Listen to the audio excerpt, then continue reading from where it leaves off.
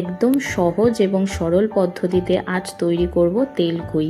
তো চলো তোমাদের সাথে রেসিপিটা শেয়ার করা যায়। একদমই সিম্পল মশলা দিয়ে বানাবো, কিন্তু খেতে হয় অসাধারণ। তো চলো রেসিপিটা দেখা যাক। তো প্রথমেই দেখো জিরে বেটে নেব মিক্সারে।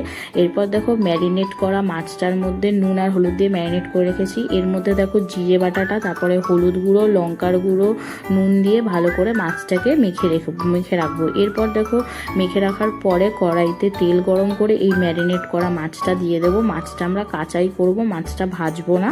তো এরপর দেখো ভালো করে মাছটা উল্টে পাল্টে নেব এবং ভালো করে মশলাটা কষে নেব কড়াইটা। আর আমরা মাছের মধ্যে হাত দেবো না, যেহেতু কাঁচা মাছ তো মাছটা ভেঙে যেতে পারে, সেই জন্য দেখো কড়াটা ধরে ধরেই নাড়িয়ে নেব। আর যদি তোমরা পারো তাহলে হালকা হালকা করে খুন্তি দিয়ে নাড়াতে পারো। এরপর দেখো মশলা থেকে তেল ছেড়ে এলেই দেখো পরিমাণ মতো জল দিয়ে দিতে হবে।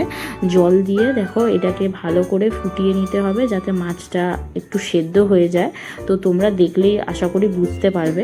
তো এরপর দেখো ঢাকা চাপা দিয়ে দেখো 10 থেকে 20 মিনিট সেদ্ধ করার পরে দেখো একটুখানি চেখে নিতে হবে নুনটা।